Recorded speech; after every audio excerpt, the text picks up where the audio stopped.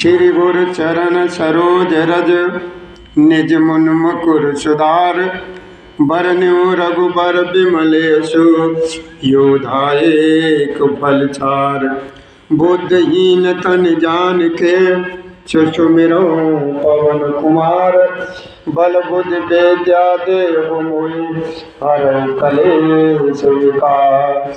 जय हनुमान ज्ञान गुरु सागर जय हनुमान ज्ञान गुरु सागर जय कपीस तीनों लोक उजागर। जय जय जय हनुमान गोसाई कृपा करो गुरु देवो की नाई। श्री राम जय जय राम श्री राम जय जय राम श्री राम जय जय राम श्री राम जय राम। हाँ भैया, आप सभी लोग अपना अपना शांति के साथ स्थान ग्रहण करें और प्रभु श्री राम जी की कथा को श्रवण करेंगे। इस समय शिवधाम आश्रम पर जो कथा चल रही है उसमें रामचरितमानस पुराण से लंका कांड चल रहा है और लंका कांड में प्रसंग जो इस समय चल रहा है मंदोदरी और उसके दशग्रीव रावण। जो प्रसंग चल रहा है प्रसंग बढ़िया, आप लोग बड़े शांति के साथ बैठ गए और ध्यान लगाकर भी सुना कि देखो मंदोदरी जो है अपने पति को किस तरीके से समझा रही है और क्या क्या बता रही है वो सभी लोग आप। और कल यहीं पर कथा में विराम लगाया था। जय श्री राधे, जय श्री कृष्ण। हमारी तरफ से, हमारे शिवधाम आश्रम के सभी कार्यकर्ताओं की तरफ से, हमारे प्रभु श्री राम जी की कथा के श्रोताओं यानी भक्तों को आज की राम नाम स्वीकार हो। जय श्री राधे, जय श्री कृष्ण। श्री कृष्ण गोविंद हरे मुरारी, हे नाथ नारायण वासुदेवाय नमः। ओम नमो भगवते वासुदेवाय। तो चलिए कथा को श्रवण करते हैं कि मेरे बाबा भोलेनाथ माँ पार्वती को समझाते हैं और बाबा तुलसीदास जी चौपाई में कहते हैं कि देखो कि रोम राज अष्टादश भारा अस्थि शैल सरता नथ जारा और उदर उदज अदगो जातना जगमय प्रभु का बहु कर। देखिए भोलेनाथ ने मैया पार्वती को समझाया कि देखो माँ अष्टादश तो गिनती आप जानते हैं कितनी होती है। अष्टा माने 8 और 10 माने तो 10 होता ही है। कितना हो गया 10 और 8 मिला करके 18। तो देखिए भोलेनाथ माँ पार्वती को समझाते हैं और मंदोदरी अपने पति देव रावण को समझाती है कि देखो प्रभु, देखो मेरे मालिक, रोम राज अष्टादश भारा क्या कहते हैं कि जो देखो 18 प्रकार की असंख्य वनस्पतियां हैं। वनस्पतियां जो हैं ये कितने प्रकार की हैं ध्यान दो। 18 प्रकार की जो वनस्पतियां हैं ये सारे सकल जगत में ये प्रभु जी की क्या है रोमावली। जैसे हमारे और आपके शरीर में जो रोम होते हैं ना, ये बाल जहाँ पर खड़े होते हैं वो इन्हें रोम बोलते हैं। तो ये रोमावली है, ये मेरे भगवान की क्या, ये 18 प्रकार की जो वनस्पतियां हैं वो तो उनकी रोमावली है। और जो पर्वत दिखाई देते हैं अस्थि शैल, शैल माने पर्वत, सरता माने नदियां और नस तो आप जानते हैं जो शरीर में हमारे तो मालूम है जो नसें जो सारा कार्य कर रही हैं। तो वो नदियां क्या है हमारे प्रभु श्री जी की नदियां जो है वो नशा है और शैल जो है जो पर्वत है वो उनकी क्या है अस्थियां। 18 प्रकार की असंख्य वनस्पतियां जिनकी रोमावली है, पर्वत जिनकी अस्थियां हैं, नदियां जो है ना ये प्रभु श्री जी के नसों का जाल है और समुद्र उनका पेट है और नरक जिनके क्या है, नीचे की इंद्रियां। जो नरक है वो मेरे ठाकुर के नीचे की इंद्रियां हैं। इस प्रकार प्रभु विश्व में होकर के अधिक कल्पना क्या किया जाए, क्या की जाए। वो हमारे प्रभु श्री राम जी जो हैं और शिव जिनका अहंकार है। अहंकार क्या है मेरे बाबा भोलेनाथ? जो उनका अहंकार है, ब्रह्मा उनकी बुद्धि है, चंद्रमा उनका मन है। चंद्रमा उनका मन। ये चंद्रमा का मतलब मन का संकेत क्यों दिया गया कि चंद्रमा होता है ठंडा, चंद्रमा होता है शीतल। तो मेरे प्रभु श्री जी का मन जो है ना हर समय शीतल रहता है। चंद्रमा उनका मन है और महान विष्णु हुई चित्त है। उन्हीं चराचर स्वरूप भगवान श्री राम जी ने मनुष्य रूप में जन्म लिया है और निवास किया है इस पृथ्वी का भार उतारने के लिए। तो हे प्रभु, हे पतिदेव, हे नाथ, आप उनकी शरण में चले जाइए तो मेरा ये सुहाग अमर हो जाए। वो इस तरीके से तरह तरह से समझा रही है, लेकिन वो कुछ समझ नहीं रहा है। आगे मेरे बाबा तुलसीदास जी ने जो लिखा है, ध्यान देंगे भैया। कहाँ से आ गए तुम? कि अच विचार सुन प्राणपति प्रभुसन वयोर विभाव और प्रीत करो रघुवीर पद मम आई बात ना। तो मंदोदरी समझा रही है दशानन को, क्या कहती है कि देखो प्रभु, देखो नाथ है मेरे प्राणपति, अस विचार सुन प्राणपति प्रभुसन वयोर, मतलब उनसे किसी प्रकार का बैर भाव मत कीजिए प्रभु। उनके जो है ना पदों, चरण कमल पद में जो है ना ध्यान लगाइए प्रभु। प्रीति करो रघुवीर पद मम अहवात, इससे मेरा अहवात बना रहे। ये प्रभु वो ही काम करिए मेरे प्रीतम, उनसे जो है ना बैर भाव छोड़ दो। और मंदोदरी इतना समझा रही है, वो समझाने के बाद वो क्या कर रहा है, बड़ी जोर से ठाका मार के हंसा, बड़ी जोर से ठाका मार के हंसा। और क्या कहता है, उसने मंदोदरी के वचन अपने कानों से सुने तो बड़ी जोर इसको खूब खूब ठाका मार के हंसा और बोला, अरे अज्ञान की महिमा जो है ना बड़ी बलवान है। वो मंदोदरी को समझा रहा है कि देखो प्रिय, अज्ञान की जो महिमा है बड़ी बलवान है। कि कुछ लोग क्या, ये सारा जगत कहता है, सभी लोग कहते हैं कि स्त्री का स्वभाव सत्य ही कहते हैं कि उसके हृदय में 8 अवगुण सदा निवास करते हैं। अब आप लोग ध्यान ये दीजिए कि रावण जी ने 8 जो अवगुण स्त्री के अंदर बताए हैं वो कौन कौन से हैं 8 अवगुण। ध्यान देना बात को, यही बातें जो है ना, यही चीज़ें कथाओं और भागवत में समझने की बातें होती हैं। बाकी तो हर एक कोई सब कुछ जानता ही कि भगवान का भजन करने से ही सुख मिलता है। अच्छी जगह का जो ना उठना बैठना करोगे अच्छी जगह पर तो अच्छे विचार मिलेंगे, गलत जगह पे जाओगे तो गलत विचार मिलेंगे, ये सब कोई जानता है। लेकिन ध्यान देने में यही बातें होती है। तो वो क्या कहता है, रावण क्या कह रहा है कि बिल्कुल सत्य ही कहा जाता है कि लोग कहते हैं कि स्त्री का स्वभाव ही ऐसा है कि उसके हृदय में 8 अवगुण सदा रहते हैं। 8 अवगुण, साहस, अनरत, चपलता, माया। ध्यान देना क्या क्या बता रहा है, बड़े ध्यान से सुनो। और ये भोलेनाथ माँ पार्वती को समझा रहे हैं और माँ पार्वती चिड़ी नहीं, नाराज नहीं हुई है रावण के 8 ये अवगुण बताने से।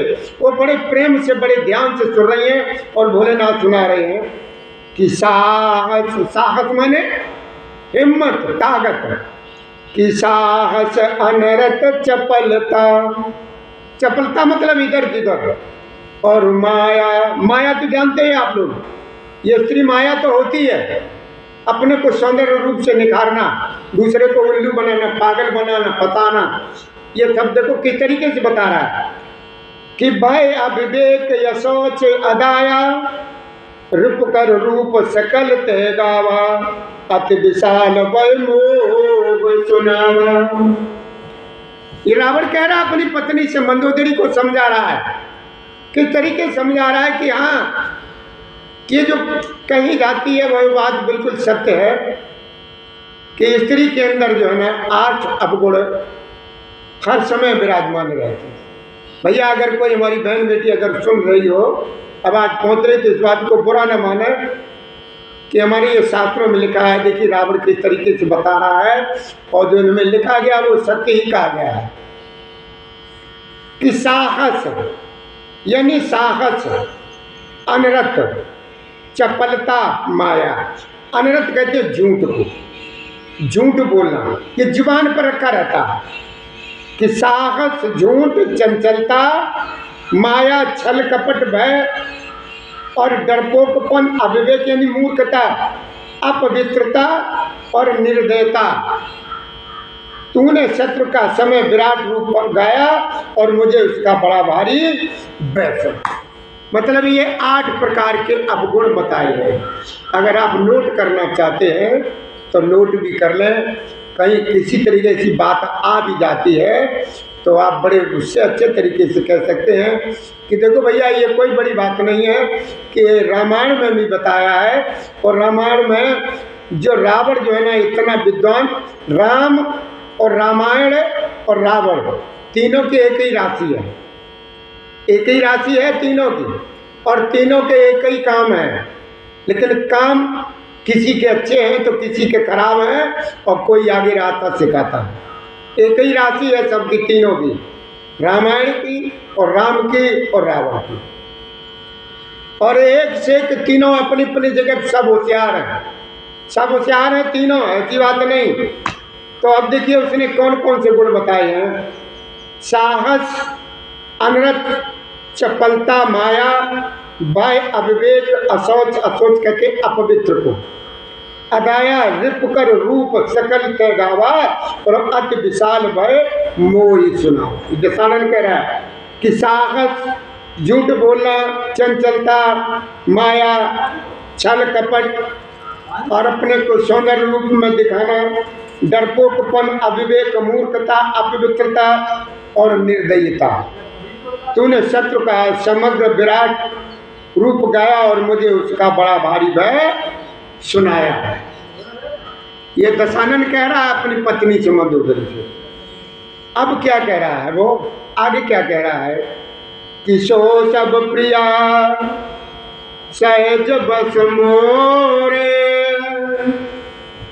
अब वो क्या कह रहा है कि हे प्रिया, जितने तूने उनके वो साहस वाले गुण बताए हैं, जो तूने उनकी इतनी तारीफ की है, तूने उनको इतना बड़ा बताया है, वो सब जो है ना मेरे अंदर पहले से ही विराजमान है।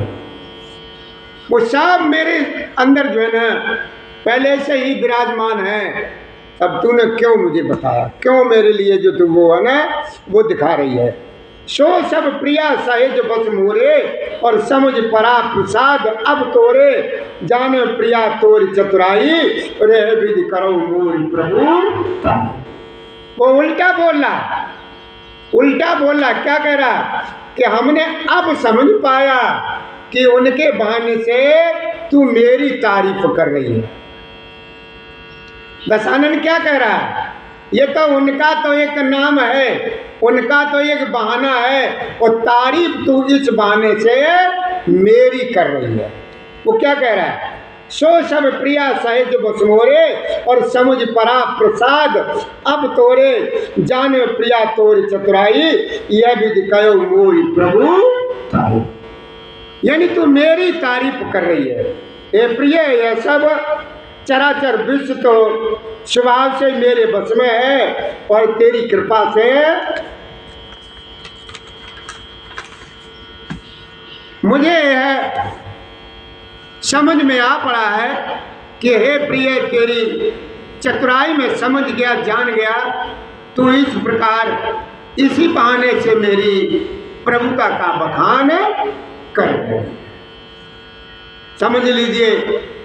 और आजकल क्या है, नेक अगर घरवाली ने कुछ समझा दिया तो वो तुमने, हाँ ये हम पहले ही से जानते थे, अब हम होशियार हो गए, तुमने बड़ी अच्छी बात बताई। बहुत जल्दी बातों में आ जाता। अब इस समय आगे क्या कहती है, और देखिए वो फिर वो कहता है, और भोलेनाथ मैया पार्वती को समझाती है कि देखो हमारा मंदोदरी बेचारी किस प्रकार समझा रही है हर तरीके से, वो मूर्ख हमेशा उल्टा ही ले जाता है। अब क्या कहता है कि तब बत कही गूढ़ मृगलोचन। मृगलोचन मतलब जैसे हिरण की आंखें, यानी मृग की आंखें कैसी होती हैं? चंचल, चंचल होती है, बहुत तेज होती है, बहुत चंचलता होती है हिरणी की आंखों में। और हिरणी की आंखों से उसका पता कर दिया कि वो तेरी आंखें जो है ना हिरणी जैसी है। तब बत कही गूढ़ मृग लोचन, और समुझत सुखत सुनत भय मोचन, मंदोदर मन मऊ अत ढयऊ, और पिय काल बस मत भ्रम भय। अब वो समझ गई। अब मंदोदरी ने समझ लिया कि जो है ना हमारे पिया जो है ना मेरे पति देव अब काल के बस में है। समझा रहा कि हे मृगनयनी तेरी बातें बड़ी रहस्य भरी है, समझने पर सुख देने वाली और सुनने से भय छुड़ाने वाली है। मंदोदरी ने मन में ऐसा निश्चय कर लिया कि पति को काल बस मत भ्रम हो गया। अब ये जो है ना किसी भी तरीके से समझाने से माने नहीं। इस प्रकार अज्ञान वश से विनोद करते हुए रावण को सवेरा हो गया। तब स्वभाव से निडर और घमंड में अंधा लंकापति सीधा सभा में ही चला गया।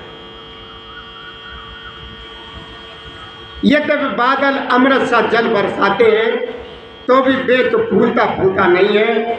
इसी प्रकार चाहे ब्रह्मा के समान भी ज्ञानी गुरु मिले तो भी मूर्ख के हृदय में ज्ञान होता है। देखिए इसका क्या मतलब, इसका मतलब ये हुआ कि कोई भी पौधा हो, जब बरसात होती है तो हरा भरा हो जाता है और फूल आते हैं और फल भी आते हैं और वो लग जाता, लग जाने के बाद झुक जाता है। लेकिन एक बेर जो ना कि बांस आस होते हैं, इसे बेरोई तो बोलते हैं, और बेंत, इनमें जब किल्ला निकलता है तो सीधा ही जाता है।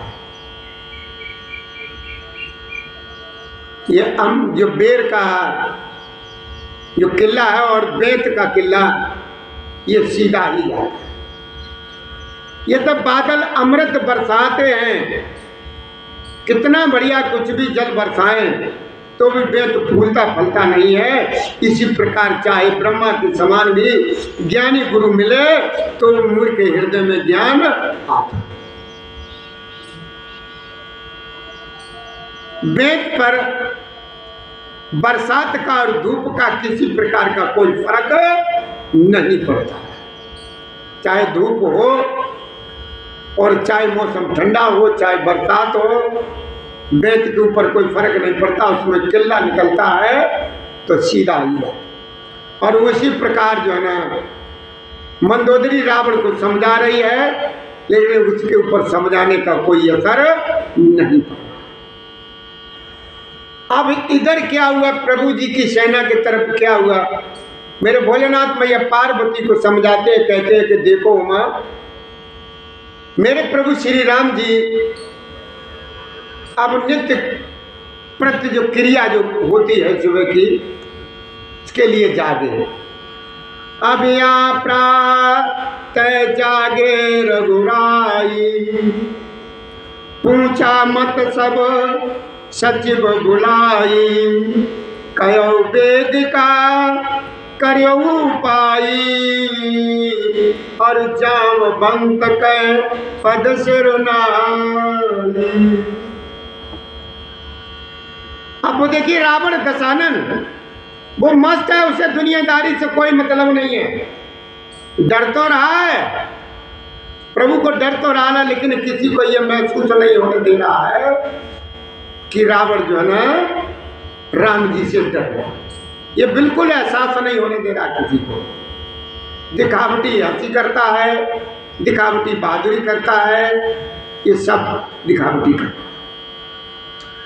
अब इधर क्या है कि प्रभु श्री राम जी जब सवेरे को जागे तो उन्होंने तुरंत सब लोगों को बुलाया अपने पास और कहा कि अब तुरंत ही उपाय किया जाए, लंका पे चढ़ाई करने का एकदम उपाय किया जाए, यानी श्री गणेश किया जाए। तो जामवंत जी आगे प्रभु श्री जी के चरणों में सिर नवाया और क्या बोले हैं कि हे सर्वज्ञ, सब कुछ जानने वाले, हे सबके हृदय में बसने वाले अंतर्यामी, हे बुद्धि बल तेज धर्म और गुणों की राशि, सुनिए मैं अपनी बुद्धि के अनुसार सलाह देता हूं कि बाल कुमार अंगद को दूत बना करके पहले भेजा जाए। क्या कहते हैं जामवंत जी ने?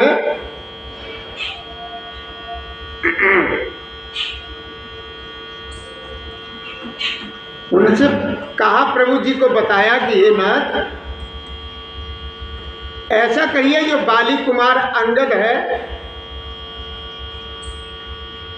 अंगद जी को जो है ना दूत बना करके पहले भेजा जाए, युद्ध भी किया जाए कायदे कानून से, जिससे वो ये न कह सके कि हमसे तो कहा ही नहीं था तो हम तो ऐसा कर लेते। उसे मौका न दो जो कि तुम किसी प्रकार फंसो। तो जामवंत जी ने समझाया कि नाथ, ऐसा करो, पहले जो है ना बाली कुमार अंगद को दूत बना करके भेजो।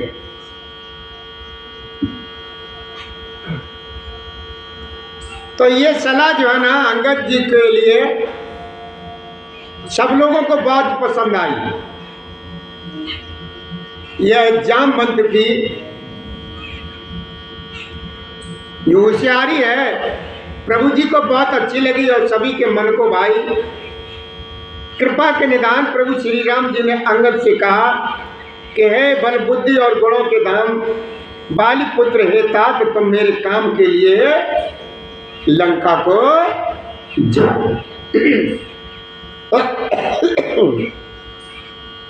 कि बाओ तो बुझाई तुम्हें का कहो, कहते ना हम तुम कहने देते भैया हम तुम्हें क्या समझाएं, तुम वैसे ही बहुत समझदार हो। कह देते हैं ना कि भैया हम तुम्हें क्या समझाएं, तुम वैसे ही भैया बहुत समझदार हो, तुम्हें क्या समझाएं। तो ये प्रभु श्री राम जी कह रहे हैं बाली से, बाली के पुत्र अंगद जी को समझा रहे, कहते हैं कि बहुत बुझाई तुम्हें का समझाऊं और परम चतुर में जानता हूं और काज हमार खास हित होई, रिपुसन करो बत कही सुन। महाराज बर्रैया में खाए लो क्यों काटो मुझे? तुम्हारा ध्यान उस समय कहीं और कहीं होगा। ना कुछ नहीं ध्यान आता मन। ऐसा तो हो नहीं सकता है, बगैर कारण के कोई किसी पर अटैक नहीं करता है। ये बताओ, वो तुम्हारे सामने आ गई होगी, तुमने ऐसे किया होगा। ना ना ना, कुछ न कुछ करो, अब आगे पीछे का होगा कुछ।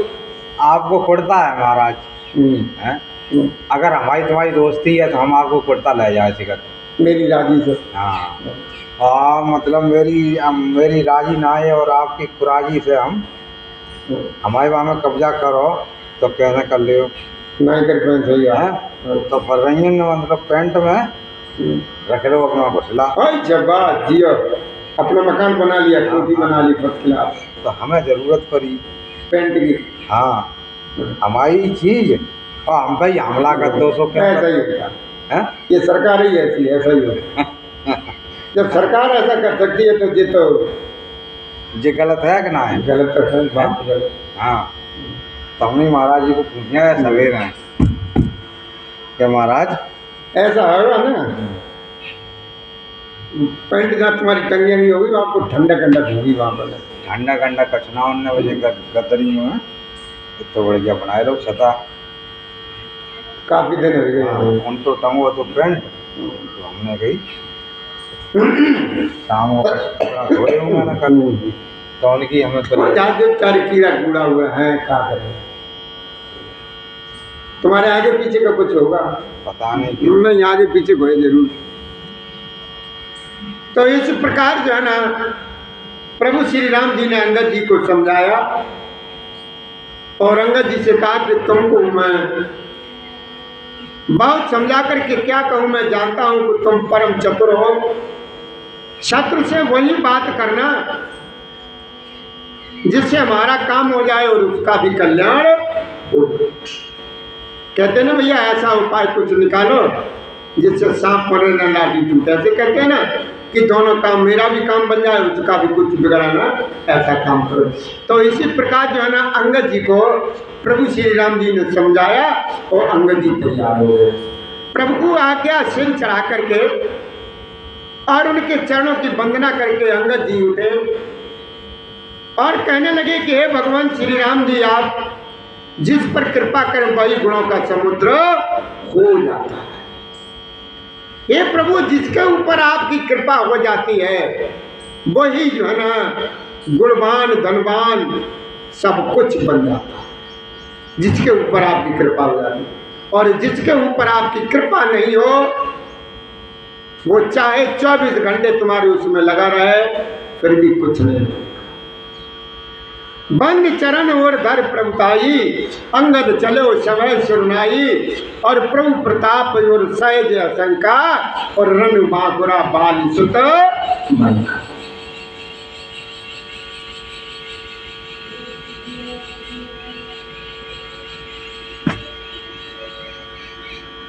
अब क्या हुआ,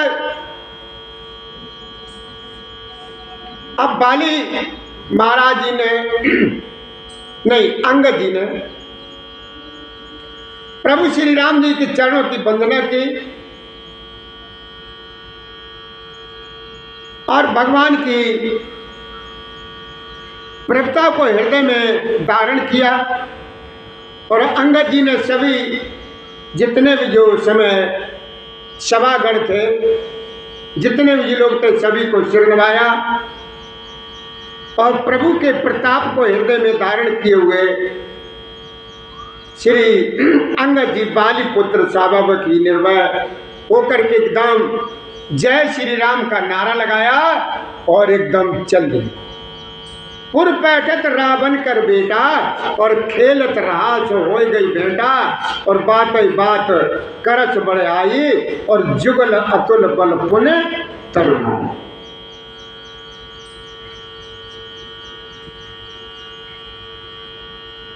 उस समय क्या हुआ, जब अंगद जी चले जा रहे हैं तो लंका की जब सीमा में उसमें अंदर प्रवेश कर गए तो वहीं पर जो है ना दशानन का एक बेटा खेल रहा था। दशानन का बेटा वहीं पर खेल रहा था तो उससे भेंट हो गई और वो भी वहां पर पहुंचे तो बातों ही बातों में बात ज्यादा बढ़ गई, झगड़ा होने लगा। और झगड़ा होने लगा तो दोनों ही दल अतुल्य बलवान थे और दोनों की युवा अवस्था थी तो गुंजाइश किसी को नहीं थी, ना तो वो सुन सकता था ना वो सुन सकता था। और उसी समय अंगद जी ने एक लात मारी। तई अंगद कहूँ लात उठाई और गए पद पटके भूमि में घुमाई। निचर निकर देख बटवारी और जय तक चले न सके। अब अंगद को मारने के लिए जैसे ही उसने लात एकदम उठाई तो अंगद जी ने वो लात उसकी जो ने पकड़ ली। और लात जब पकड़ ली तो इस तरीके से घुमाया और घुमा करके जमीन पर पटक दिया, वो मर गया। और ये सब कुछ देख करके जितने भी सैनिक थे वो सैनिक वहां पर जो रखवारी बगीचा की कर रहे थे वो सब के सब एकदम भाग गए। और चारों तरफ हल्ला मच गया। राक्षस के समूह भाई योद्धा देख करके जहां तहां भाग चले और वे डर के मारे पुकार भी न मचा सके, चुपके से निकल एक एक सन मरम न कयई, समझ ताश बद चुप कर रही, और भयो कुलाहल नगर मजारी, और आवा कपिलंका जिंदा। अब देखिए वहां जहां पर इनकी भेंट हुई, रास्ते में उन्होंने किसी से कोई बात भी नहीं बताई, और लंका में जब बीच में जब पहुंच गए तभी ये सारी बात बताई और कहा कि भैया वही बानर आ गया, वही बानर आ गया जो पहले लंका को जला के गया था। अब जो ये आवाज सुनी तो लंका में भैया हाहाकार। अब तो कहा करो से करतारा, और अत सभी तो सब करें। सभी लोग ये विचार करने लगे, अरे राम राम राम राम, अब हमें क्या करना है, क्या नहीं करना चाहिए, किस तरीके से हम बचें, किस तरीके से नहीं, मतलब इस तरीके के वो विचारी बनाने लगे। बिन पूछे मगु दे दिखाई, और जय बिलोक सोई जाए। अंगद जी लंका में प्रवेश कर रहे हैं और किसी से वो रास्ता भी नहीं पूछ रहे हैं, और बगैर बताए वो रास्ता बता देते हैं राक्षस लोग। और अंगद जी जिसकी तरफ निगाह कर देते हैं वो ही समझ लो एकदम जो है ना सूख जाता। बिन पूछे मगु दे दिखाई, और जय बिलोक सोई जाए सुख। अंगद जी जिसकी तरफ निगाह कर देते हैं वो ही जो है ना सूख जाता। कि गयो सवा दरबार तब सुमेर राम पद कंज, और सिंह टबनी तूत चितव धीर वीर बलपुन। अब देखिए भोलेनाथ मैया पार्वती को समझाते, कहते हैं कि देखो उमा, क्या कहते हैं कि देखो उमा, प्रभु श्री राम जी के चरण कमलों का स्मरण करके अंगद जी रावण की सभा के द्वार पर गए, और वे धीर वीर और बल की राशि अंगद सिंह के सिंह निशान से इधर उधर देखने लगे हैं, और बीच सभा में जाकर के वो खड़े हो। तुरंत निशाचर एक पठावा, और समाचार रावण जनावा, सुनत बेस बोला दस दिशा, और आनो बोल का कर। तुरंत इन्होंने नेक राक्षस को भेजा, रावण को अपने आने का समाचार सूचित किया। सुनते ही रावण हंस करके बोला, बुला लाओ, देखें कहाँ का बंदर है और कैसा बंदर है। आज्ञा पाकर के बहुत से दूत दौड़े, और बानरों में हाथी के समान अंगद को बुला लाए। अंगद ने रावण को ऐसे बैठे देखा जैसे प्राण युक्त एक संजीव काजल का पहाड़ हो। राक्षस तो काले होते ही, राक्षस काले ही होते हैं। तो अंगद जी ने जब उस राक्षस को बैठे देखा रावण को, तो बिल्कुल एकदम ऐसे लग रहा था कि ये काजल का पहाड़ हो। भुजा बिटप सिर श्रृंग समाना, रोमा बली लता जलुनाना, मुख नासिका नयन और काना, और गिर कंदरा खो अनुमाना। कैसे तुलना की अंगद जी ने, देखना बड़े ध्यान से सुनो भैया। भुजा बिटप सिर श्रृंग समाना, कुछ दुष्ट की दशानन की राक्षस की भुजाएं वृक्षों के समान है, और सिर पर्वतों के शिखर के समान है। रोमामली मानो बहुत सी लताएं हैं, मुंह नाक नेत्र और कान पर्वत की कंदराओं और खों के समान। ऐसा देखने में लग रहा है।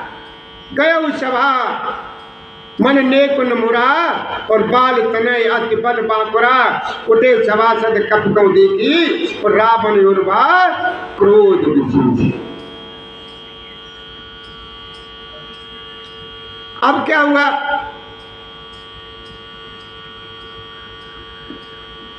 अब जैसे ही बालीपुत्र अंगद जी वहां उसकी सभा में पहुंचे,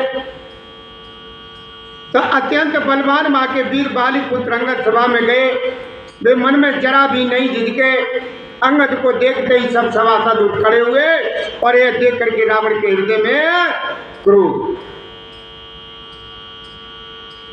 अब जितने भी वहां पर राक्षस उस समय मौजूद थे, जैसे ही अंगद जी ने अंदर को प्रवेश किया तो जितने भी उस समय सभा में जो लोग थे वो अंगद जी को देखने के लिए तुरंत एकदम खड़े हो गए। अब दशानन को क्रोध क्यों आया? दशानन को क्रोध इसलिए आया कि हमारे ये नौकर हैं, हमारे ये खाते पीते हमारे घर में रहते हैं और वो बंदर आ गया है। उस बंदर का स्वागत करने के लिए सबके सब खड़े हो गए, सबके सब खड़े हुए तो वो और आग बबूला हो गया, तो और ज्यादा क्रोधमंद हो गया। अत्यंत बलवान बाके वीर बाल पुत्र जैसे ही अंगद जी वहां पर पहुंचे तो सभी लोग एकदम जो है ना खड़े हो गए सभासद। और ये जैसे ही रावण की निगाह गई कि देखो अंगद जी का इतना सम्मान, तो उन जो सभा में जो लोग मौजूद थे उनको देख करके रावण का एकदम जो है ना पारा खाई। जैसे मतवाले हाथियों के झुंड में सिंह निसंग होकर के चला जाता है, वैसे ही राम जी के प्रताप का हृदय में स्मरण करके निर्भय सभा में सिर नवा करके बैठ। कहत दसकंठ कबनत बंदर, मैं रघुवीर दूत दसकंदर, मम जन कह तोय रही मिताई, और तब हित कारण आयो भाई।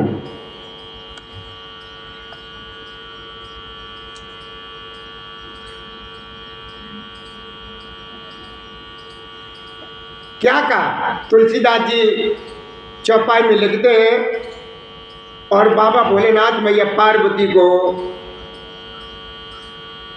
समझाते हैं, सुनाते हैं, कहते हैं कि देखो माँ इस समय लंका में अंगद और दशानन के बीच क्या चला कि कहे दसकंठ कबनते बंदर। क्या कह रहा? अरे बंदर तू कौन है? अंगद ने कहा हे दशग्रीव, मैं प्रभु श्री राम जी का दूत हूं। मेरे पिता से और तुमसे बहुत मित्रता थी, इसीलिए भाई मैं तुम्हारी भलाई के लिए ही यहाँ आया कि हमारे पिताजी को और तुम्हारी बहुत मित्रता थी, इस वजह से हम तुम्हारे पास आए कि उत्तम कुल पुलस्त करनाती और शिव विरंच पूजे वो भांति, बर पायो कीने सब काजा और जीते लोक पाल सब।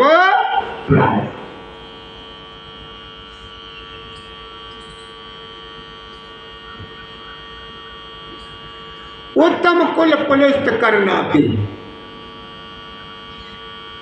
अंगद जी ने समझाया कि देखो दशानन, तुम्हारा उत्तम कुल है, पुलस्त ऋषि के तुम पौत्र हो, पौत्र मतलब नाती हो, और भोलेनाथ और ब्रह्मा जी की तुमने बहुत अच्छी प्रकार से पूजा की है, उनसे तुम वर पाए हो, सब काम सिद्ध किए हैं, लोकपालों और सब राजाओं को तुमने जीत लिया।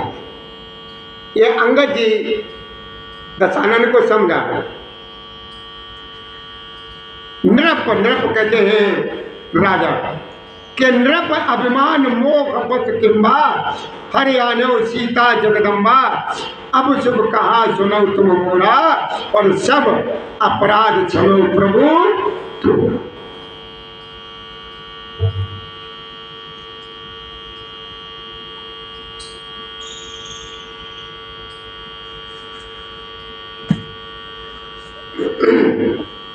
क्या कहा अंगद जी ने?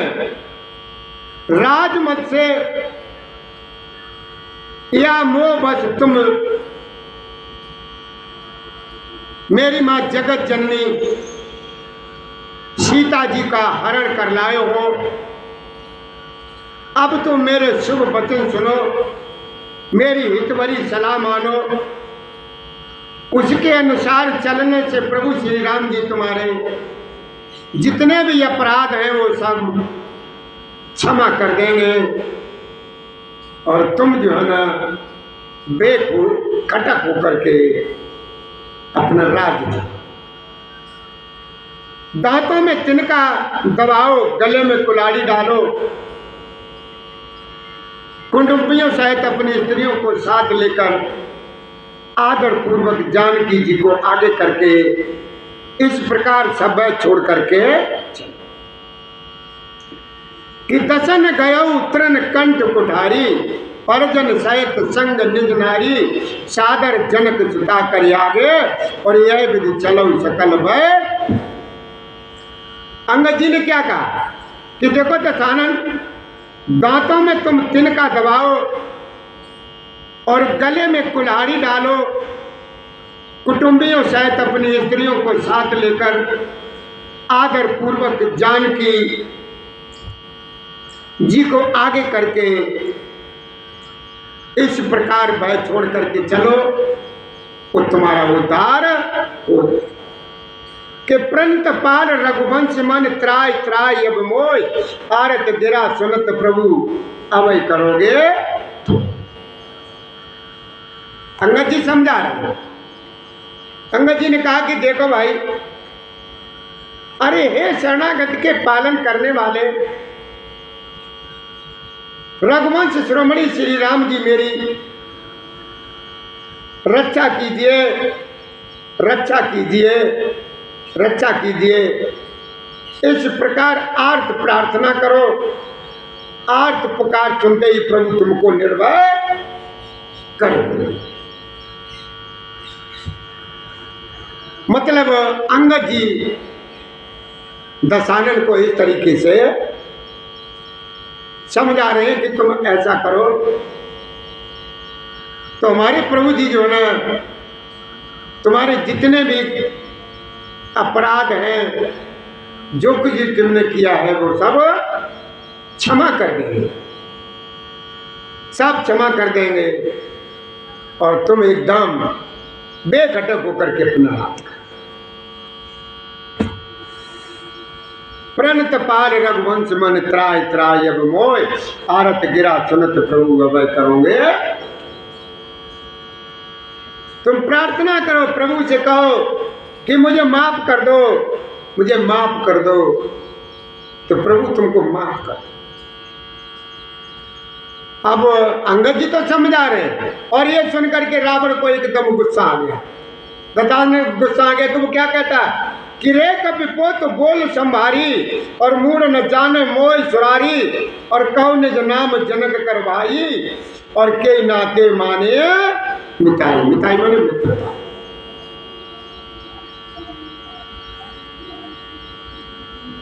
वो क्या कह रहा, रे कपिपोत बोल संभारी, मूढ़ न जाने मोय सुरारी, कहो निज नाम जनक कर भाई, और कई नाते माने। अब दशानन क्या कहने लगा अंगद जी से कि बंदर के बच्चे, तू संभाल करके बोल, मुझे देवताओं के शत्रु को क्या कह रहा कि मुझ, अरे मूर्ख, मुझ देवताओं के शत्रु को तूने जाना नहीं है। अरे भाई, अपना और अपने बाप का नाम तो बता, किस नाते से तू मित्रता मानता है। वो कहता है रावण अंगद जी से, तू तो हमें ये तो बता, तू किस हिसाब से और किस नाते से तू हमसे मित्रता मानता है।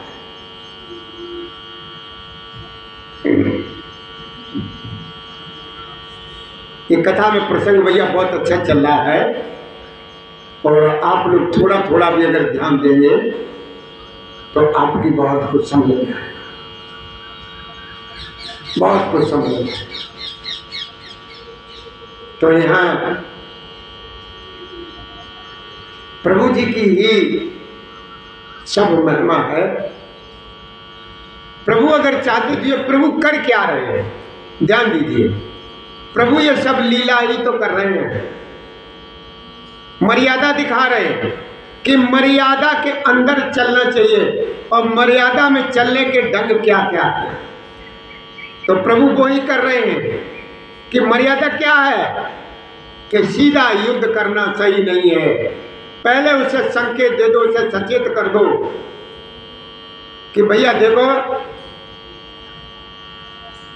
जो तुमने गलती की है वो अपनी गलती को सुधार लो। इस तरीके से हमारे प्रभु श्री राम ये सुधार रहे हैं, और गलती सुधारने के लिए ही अंगद जी को वहां भेजा है ने, वो तो राम ही है, उन्हें क्या जरूरत थी अंगद जी को भेजने की, वो तो सीधा अटैक करते, सबको मार देते एकदम। अकेले लक्ष्मण जी ही सभी राक्षसों के लिए पर्याप्त थे,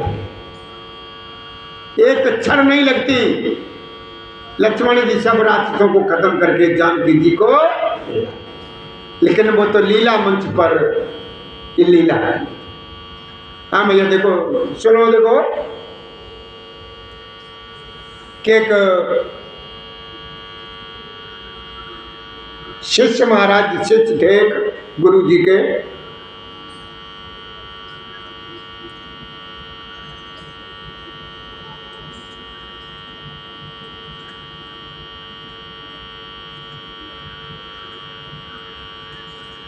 गुरु जी के एक शिष्य थे। तो गुरु जी से उन्होंने कहा कि गुरुदेव हम अपनी पत्नी से बहुत परेशान हैं। गुरु जी ने कहा कि क्यों बेटा परेशान हो पत्नी से? पत्नी तुम्हारी देखो कितनी सेवा करती है, तुम्हारे लिए भोजन बनाती है, तुम्हारे कपड़े साफ करती है, तुम्हारी सेवा करती है, तुमने ऐसा क्यों बताया पत्नी से परेशान? कि गुरुदेव ऐसा है, हम जो कहते हैं वो नहीं करती है, वो उल्टा करती है। वो जो भी काम की हम कहते हैं वो सारा काम उल्टा करती है, इसलिए जो है ना हम उसे जो है ना छोड़ना चाहते हैं, उसे जो है ना हम त्यागना चाहते हैं। उसको हम समझा बुझा के हार गए, वो मानती नहीं है। तो गुरुजी ने पूछा क्या उल्टा करती है? कि गुरुदेव उसे हम ये कहते हैं कि आज तुम मक्का की रोटी बनाओ, तब वो गेहूं की बनाती है। हम कहते हैं उसे आलू की सब्जी बनाओ तो दाल बनाती है। हम उससे कहते हैं हम वहां जाएंगे तो वो मना करती है, आज नहीं कल जाओगे। और हम कहते हैं कि फलाना अतिथि आया है तो उसके लिए ये खाना बना लेना उसकी सेवा के लिए, तो वो मक्का की रोटी बनाती है, बाजरे की रोटी बनाती है। हम उससे कहें बाजरा की रोटी बनाओ तो वो पूड़ी कचौड़ी बनाती है। हम कहते हैं ये बनाओ तो वो उल्टा चलती। तो उन्होंने कि अच्छा ये बात है। तो गुरुजी ने कहा कि तो ऐसा करना, अब जाओ घर और घर जाकर के इस तरीके से ऐसा बनाना कि जो तुम्हें सब्जी पसंद हो, जो तुम्हें पसंद हो, और वो सब्जी के लिए तुम उससे मना करना। जैसे तुम्हें आज जो है ना अरहर की दाल खानी है तो उससे तुम ये कहना कि भैया देखो आज अरहर की दाल नहीं बनेगी, आज जो है ना अरहर की दाल नहीं बनेगी, तो वो तुम्हारे लिए जो है ना अरहर की दाल ही बनाएगी। और तुम्हें अगर जो पसंद हो आज पूड़ी हम खाएंगे तो तुम उससे ये कहना कि आज पूड़ी मत बनाना, आज मक्का की रोटी बनाना, तो वो तुम्हारे लिए पूड़ी बनाएगी। और तुम्हारे घर पे कोई अगर अतिथि आ जाए और तुम्हें अतिथि की सेवा करानी हो, उसके लिए पूड़ी कचौड़ी मिठाई वगैरह बनवानी हो, तो तुम उसे उल्टा बताना, कहना कि भैया देखो घर पे आज रिश्तेदार आए हैं, उनके लिए तुम बाजरे की रोटी बनाना, और मतलब उल्टा बनाना, मक्का की रोटी बनाना, बाजरा की रोटी बनाना, दाल बनाना। तब वो उनके लिए पूड़ी और कचौड़ी बनाएगी। नहीं प्रभु, हमें तो जो है ना छुटकारा ही पाना है। तो उन्होंने कि छुटकारा पाने का तरीका एक है। गुरुजी ने कहा कि छुटकारा पाने का तरीका एक है। बोले क्या तरीका है? कि तुम गंगा जी नहाने के लिए उसे कहना है। मतलब वो सब तरीके से ही उल्टी चलती थी। हम ये कहते थे कि देखो वो श्राद्ध आ रहे हैं, पिताजी का श्राद्ध करना है, और श्राद्ध में जो है ना पंडित जी आएंगे, उनके लिए ये खाना बनाना है। तो वो मारने लगती, वो दौड़ने लगती, नाराज होने लगती। तो कहती है तुम्हारे पिताजी ने तुम्हारे लिए क्या किया है? कुछ नहीं किया उन्होंने, कुछ नहीं करना उनका, कोई श्राद्ध राद्ध नहीं बनाना। अब जब हम ये कहते हैं कि अब की बार जो है ना पिताजी का श्राद्ध नहीं मनाएंगे बिल्कुल भी, कि पिताजी ने हमारे लिए कुछ किया तो है नहीं, तब वो तुम्हारे पिताजी का श्राद्ध बड़ी अच्छी तरीके से करे। और वो ही हुआ। तो उन शिष्य महाराज ने आकर के घर पर उसी तरीके से वो चाल चली कि दूसरे दिन जो है ना श्राद्ध था।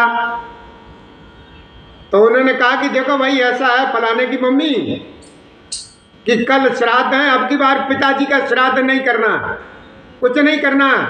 उन्होंने मेरे साथ क्या किया? तो वो कहने लगी अरे भाई पिताजी का श्राद्ध जरूर करना है, पिताजी का श्राद्ध जरूर करना है।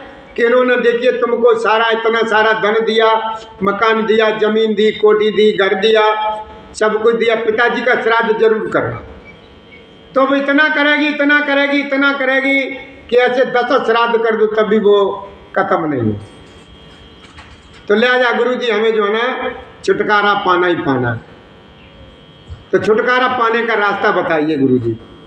तो गुरु जी ने कहा कि ठीक है चलो ऐसा करना, अब तुम ऐसा करना जा करके कि कल जैसे पूर्णमासी है तो उससे कहना कि अब की बार जो है ना पूर्णमासी को गंगा नहाने नहीं चलेंगे। तुम उल्टा बोलना कि अब की बार देखो फलाने की मम्मी गंगा जी नहाने नहीं चलेंगे, बेकार में परेशानी होती है और गंगा जी नहाने से कोई फल तो मिलता नहीं है। तो जाकर के शिष्य ने ये कहा कि गंगा जी नहाने नहीं चलेंगे। तो वो जिद पकड़ गई कि नहीं गंगा जी नहाने चलेंगे, क्यों चलेंगे, जरूर चलेंगे, गंगा जी नहाने चलेंगे। देखो हमारे तुम्हारे जितने भी पाप हैं वो पाप मिट जाएंगे, हमारा तुम्हारा सब कुछ अच्छा रहेगा। और वो गंगा जी नहाने जाएगी। अब तुम जब उसे प्रवेश करना हो, अंदर गहराई में भेजना हो उसे, तब तुम उससे कहना कि अरे तुम ज़्यादा अंदर मत बढ़ना, ज़्यादा गहरे में मत जाना। तो वो उल्टा और गहराई में बढ़ेगी। जब उसका ये जो है ना मुख भी डूबने लगे, मुख भी डूबने लगे यानी गर्दन भी जब डूबने लगे, तो उससे कहना कि भाई देखो अब आगे मत जाना, बहुत गहरा है, आगे मत जाना, बहुत गहरा है। जब तुम उससे मना करोगे तो वो और चली जाएगी। अब ऐसे तुम्हें छुटकारा मिल सकता है और कोई तरीका छुटकारा पाने का नहीं। तो भैया उन शिष्य ने महाराज ने वो ही किया, उसे छुटकारा पाने चाहते थे। तो भैया देखिए अच्छी बात है, किसी को मनवानी है आपको तो उसके आप विपरीत बोलिए। जब विपरीत बोलोगे तो वो सद्गुणों को पकड़ेगी, और सद्गुणों के लिए पहले ही अगर तुम सिखाओगे तो वो कोई नहीं मानेगा। तो कहने का क्या हुआ, जिस किसी को तुम्हें अच्छे रास्ते पर चलाना है, अच्छे मार्ग पे चलाना है, और वो चलता नहीं है तो उस मार्ग की बुराई करो, उस काम की बुराई करो। जब तुम उसकी बुराई करोगे तो उसको उसमें उसे अच्छाई नजर आएगी, तब वो अच्छे की तरफ चलेगा। इसी के साथ भैया हम 1 मिनट का विराम लगाएंगे कि हमारे भगवान जी के लिए हमारे राजवीर भैया जो है ना ये माला लेकर के आए हैं, अपने भगवान जी को इन मालाओं से, इन हारों से अलंकृत कर दें। उसके बाद हम कथा को आगे बढ़ाएंगे। तब तक आप जो है ना जो कुछ भी करना चाहे 2 मिनट का समय है, आप कर लीजिए। जय श्री राधे, जय श्री कृष्ण, श्री कृष्ण गोविंद हरे मुरारी, हे नाथ नारायण वासुदेवाय।